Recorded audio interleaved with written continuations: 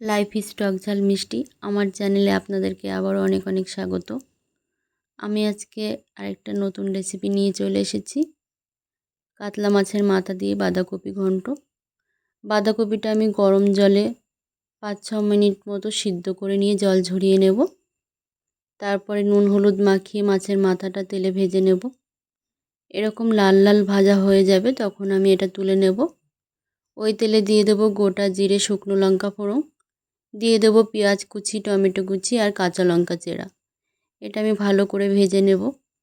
আজকে শিলনোড়াতে রেখেছি আদা, জিরে, গোলমরিচ, ওটা ভালো করে বেটে নিয়েছি।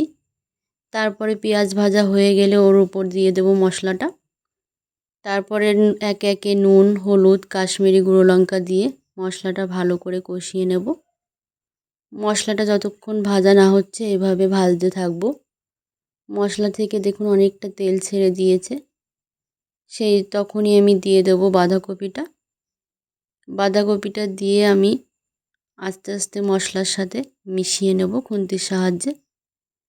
অনেকটাই বাঁধাকপি আজকে রান্না করছি, ওই জন্য সাবধানে মেশাতে হচ্ছিল।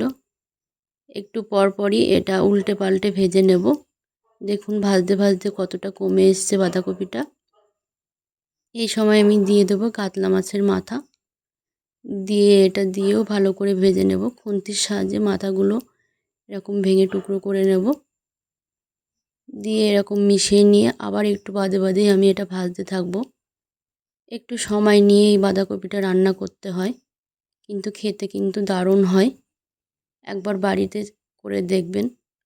এরকম ভাজা হয়ে গেলে দিয়ে দেবো 1 চামচ চিনি আর গরম মশলা গুঁড়ো, দিয়ে আবারও আমি উল্টে পাল্টে ভেজে নেব। যখন রান্নাটা কমপ্লিট হবে তখন দেখবেন কালারটা চেঞ্জ হয়ে যাবে এরকম, তখনই আমি নামিয়ে নেব। কাতলা মাছের মাথা দিয়ে বাঁধাকপি ঘন্ট রেডি আমার। ভিডিওটি ভালো লাগলে দেখতে থাকবেন আরও।